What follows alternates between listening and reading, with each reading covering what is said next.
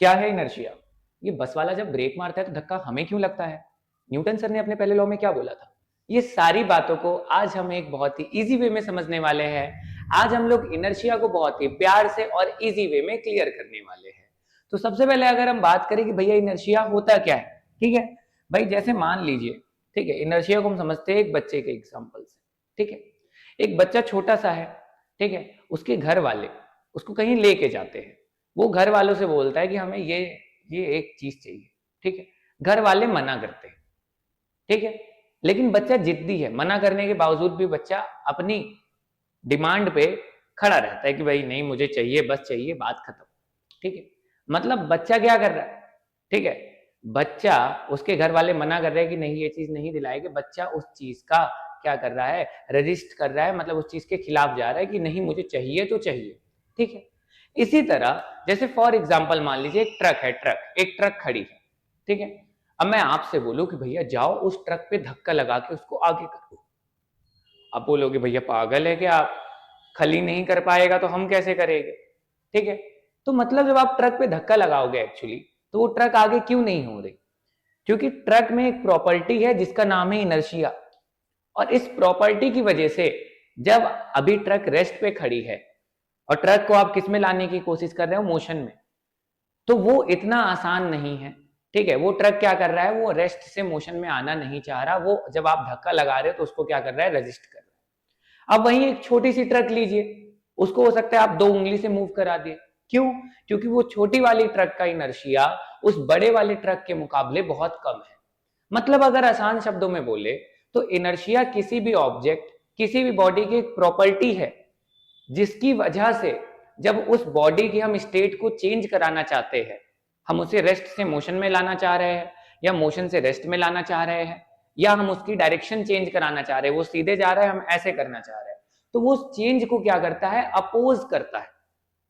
ठीक है, और ये सारी चीजों का जिम्मेदार कौन है, इनर्शिया। मतलब inertia is the natural tendency. ठीक है, ये हमने नहीं बनाई। जैसे अब मान लीजिए एक ट्रक है, तो ट्रक में इनर्शिया हमने नहीं डाला, ठीक है, ये उसकी नेचुरल प्रॉपर्टी है। ठीक है, तो inertia is the natural tendency of a body to resist any change in its state of motion और रेस्ट। मतलब किसी भी मटेरियल, किसी भी बॉडी, किसी भी ऑब्जेक्ट की वो प्रॉपर्टी जिसकी वजह से जब आप उसकी स्टेट को चेंज कराना चाह रहे हैं तो वो उसको क्या कर रहा है, अपोज कर रहा है, रजिस्ट कर रहा है, वो चेंज करना नहीं चाह रहा है। तो ये किसकी वजह से हो रहा है, इनर्शिया की वजह से। जो इजीली चेंज करेगा हम बोलेंगे इसका इनर्शिया कम है, और जो इजीली चेंज नहीं करेगा हम बोलेंगे इसका इनर्शिया ज्यादा है। जैसे मैं आपको एक एग्जांपल बताता हूं, आपको गेस करना है कि किसका इनर्शिया ज्यादा है और किसका कम। मैं आपसे बोलूं कि एक बड़ा सा पत्थर आ रहा है पहाड़ से, इतना बड़ा पत्थर, ठीक है, और आपको रोकना है उसको, और एक छोटा सा पत्थर आ रहा है, आपको उसको रोकना है। अब आप बताओ किसको रोकना आसान होगा? दोनों मोशन में है, दोनों को आपको रेस्ट में लाना है। शायद आप सभी को आंसर पता है, छोटे वाले पत्थर को। अब ये बताइए, छोटे वाले पत्थर को आप मोशन से रेस्ट में ला रहे हैं तो ये आपके लिए आसान है, लेकिन बड़े वाले पत्थर को अगर मैं आपको रोकने को बोलता, आप कहते भैया जान थोड़ी ना देनी है, अभी तो बहुत जिंदगी बाकी है हमारी। क्यों? क्योंकि बड़े वाले पत्थर का जो इनर्शिया है वो बहुत ज्यादा है। ठीक है, और इसीलिए जब आप उसको रेस्ट में लाने की कोशिश करेंगे तो वो उसका क्या करेगा, अपोज करेगा। तो उसको रेस्ट में लाना थोड़ा सा छोटे वाले पत्थर के मुकाबले बहुत ज्यादा डिफिकल्ट है। ठीक है, तो मेरी बात आपको समझ आ गई? ठीक है, मेरे हिसाब से इनर्शिया क्या है ये आपको समझ आ गया। ठीक है, आगे क्या बोल रहा है, it is a property of matter that keeps an object in its current state. Inertia ही वो प्रॉपर्टी है जिसकी वजह से कोई चीज अगर रेस्ट में है तो वो रेस्ट में रहेगी, मोशन में है तो मोशन में रहेगी, लेकिन कब तक, जब तक उस पर कोई एक्सटर्नल फोर्स नहीं लगेगा। जैसे मेरी बात समझिए, ठीक है, आपकी साइकिल है, ठीक है, आप साइकिल चला रहे हैं, ठीक है, आपने पैडल मारना बंद कर दी, अब साइकिल जाती है थोड़ी दूर तक, ठीक है।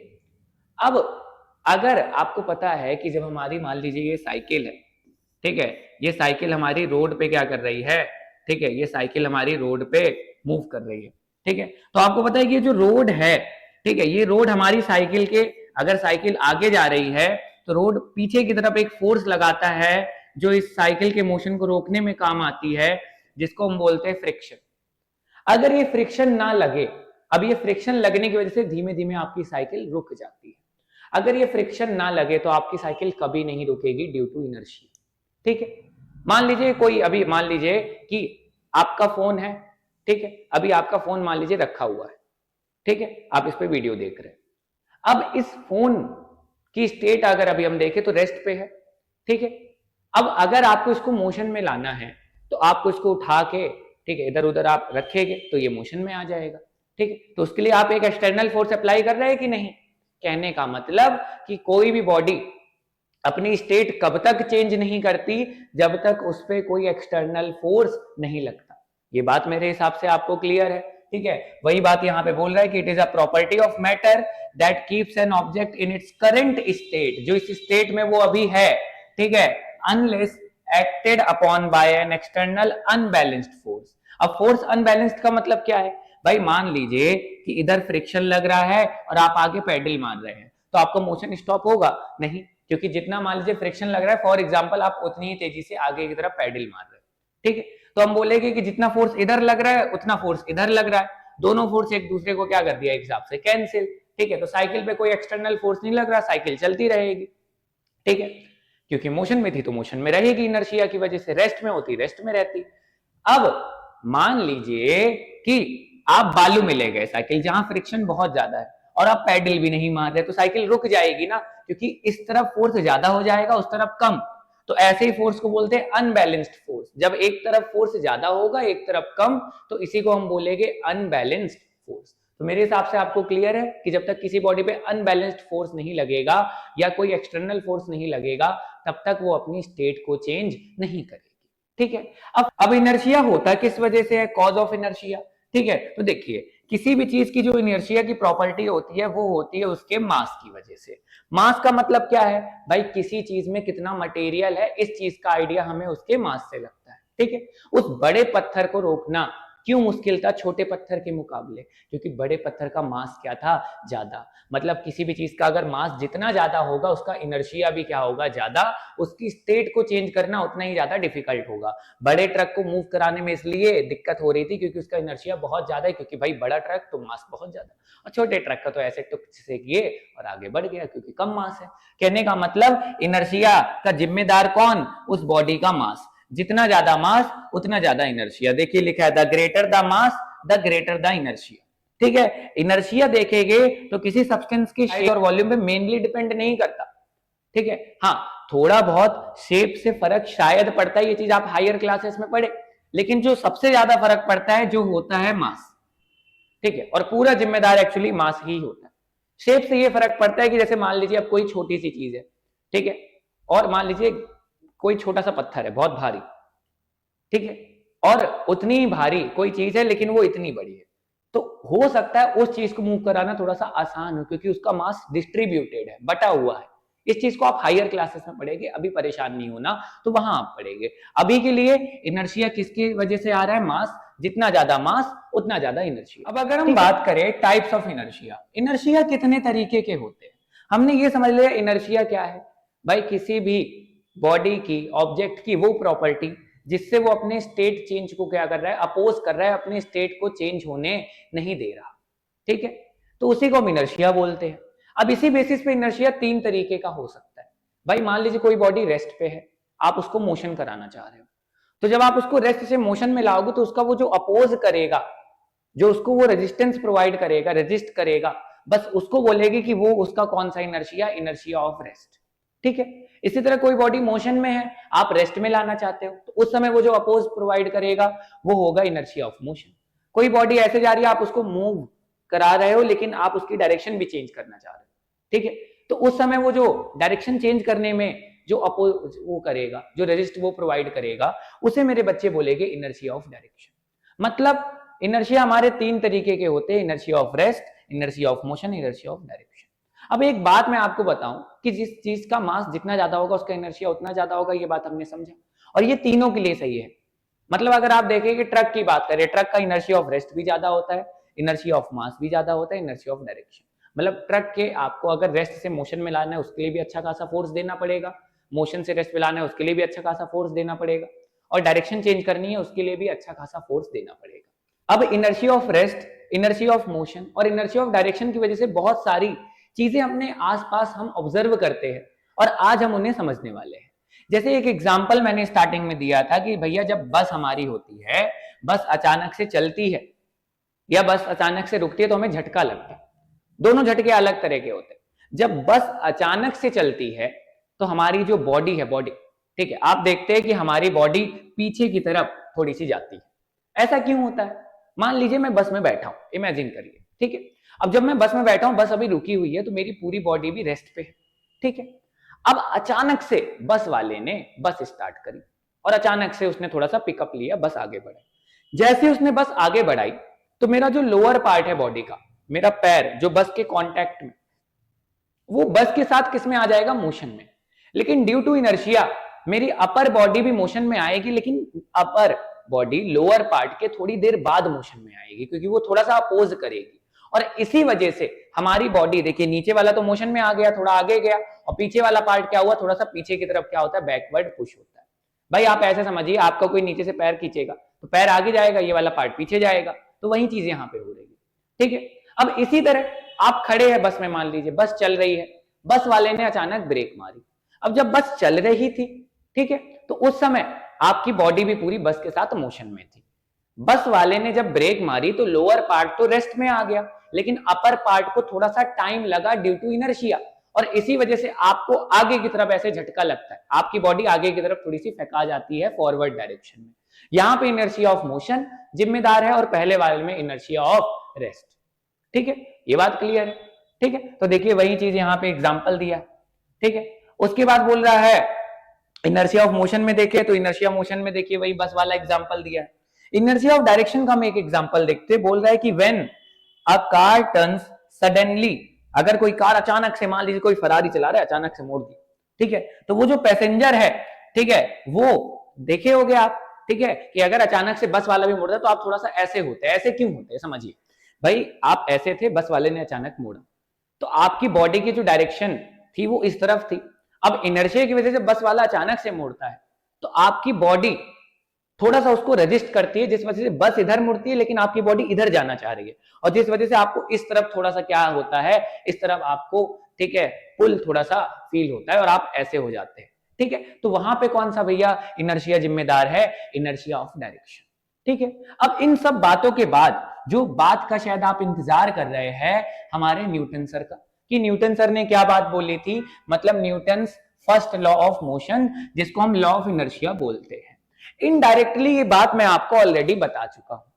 न्यूटन सर ने यही बात बोली थी कि अगर कोई एक बॉडी है वो रेस्ट में है या मोशन में है, तो उस स्टेट में, मान लीजिए रेस्ट में है तो रेस्ट में वो जब तक रहेगी, या मोशन में है तो वो मोशन में जब तक रहेगी जब तक कोई उस पर एक्सटर्नल फोर्स अप्लाई नहीं होगा।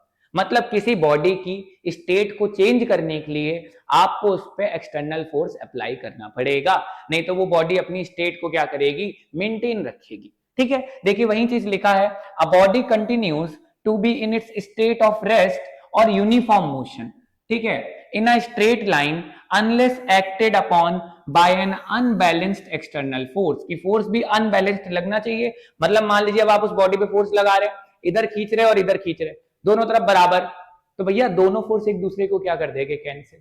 और यूनिफॉर्म मोशन का मतलब क्या है बच्चे? कि मेरे हिसाब से आप ये बात समझिए, जैसे बाइक है या कोई भी चीज है, तो इनर्शिया जो मोशन की होती है, जैसे मान लीजिए मैं जा रहा हूं, ठीक है, तो मैं अगर मूव कर रहा हूं, मेरे ऊपर कोई बाहरी फोर्स नहीं लग रहा, फ्रिक्शन रिक्शन अब आप साइड हटा दीजिए अभी थोड़ी देर के लिए, तो जिस स्पीड से मैं मूव करूंगा वो सेम रहेगा इनर्शिया की वजह से, ना बढ़ेगा ना घटेगा।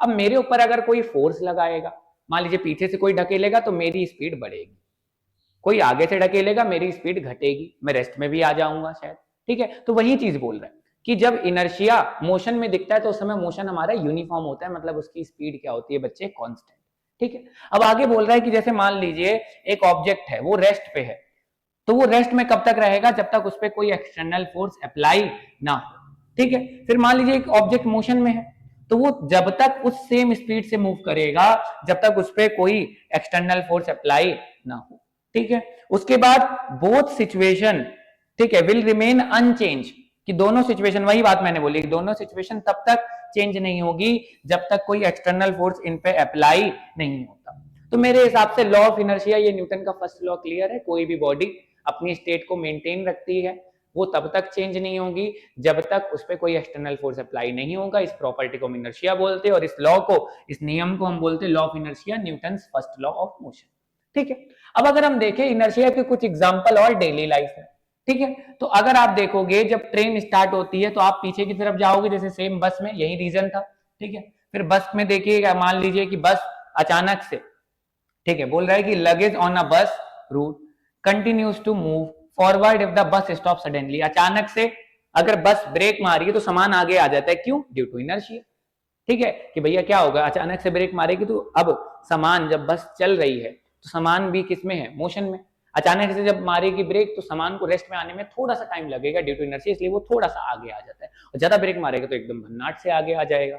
ठीक है, उसके बाद blood रसेस towards the head when an elevator stops suddenly. ठीक है, एक लिफ्ट है, ठीक है, लिफ्ट अचानक से रुक गई, ठीक है, इंटरेस्टिंग है, ठीक है, लिफ्ट अचानक से रुक गई तो उससे आपको दिक्कत हो सकती है, आपका जो ब्लड है, ब्लड का फ्लो हेड की तरफ चला जाएगा। कैसे भाई? मान लीजिए, ठीक है, कि ऐसे आपकी लिफ्ट जा रही है, अब अचानक से लिफ्ट रुक गई। जब आपकी लिफ्ट ऐसे जा रही है तो इनर्शिया जो आपका ब्लड या आपकी बॉडी भी लिफ्ट के साथ अपवर्ड मोशन में है। ठीक है, अब अचानक से आपकी लिफ्ट रोक दी, ठीक है, अब अचानक से रोक दी, लेकिन इनर्शिया की वजह से मोशन जो ब्लड का था आपकी बॉडी के अंदर वो तो अपवर्ड था, तो वो थोड़ी देर बाद रुकेगा, और जिस वजह से आपके हेड में, ठीक है, ब्लड की सप्लाई ज्यादा हो सकती है, थोड़ी दिक्कत विक्कत भी हो सकती है। ठीक है, फिर कुछ जादूगर जादू दिखाते हैं जिसमें वो क्या करते हैं, कुछ भैया कुछ रखा रखा होता है, ठीक है, सामान जैसे ग्लास व्लास रखा होता है, उसके नीचे से ऐसे कपड़ा खींचते। बहुत सारे टीचर्स ये साइंस एक्सपेरिमेंट भी दिखाते हैं, ठीक है, जो कि एक बहुत अच्छा एक्सपेरिमेंट है इनर्शिया को समझाने के लिए। तो उसमें क्या होता है कि वो इतनी तेजी से कपड़ा खींचते हैं कि जो इनर्शिया की वजह से वो ग्लास होते हैं उनका इनर्शिया ऑफ रेस्ट चेंज नहीं होता, मतलब इनर्शिया ऑफ रेस्ट की वजह से वो मोशन में नहीं आते। उसको अगर आप धीमे से खींचेंगे तो वो गिर जाएगा, लेकिन इतनी तेजी से खींचते हैं कि उनको टाइम नहीं मिलता अपनी स्टेट को चेंज करने का। क्यों? क्योंकि भाई वो रेस्ट पे होते हैं। ठीक है, अब धीमे धीमे आप खींचेंगे तो उनका इनर्शिया क्या हो जाएगा, रेस्ट वाला जो है, ठीक है, वो उतना रेजिस्ट नहीं कर पाएगा और वो मोशन में आ जाएगी। तो यही था हमारा इनर्शिया की बातचीत, मेरे हिसाब से सब समझ आया होगा। मिलते हैं नेक्स्ट पार्ट में, थैंक यू।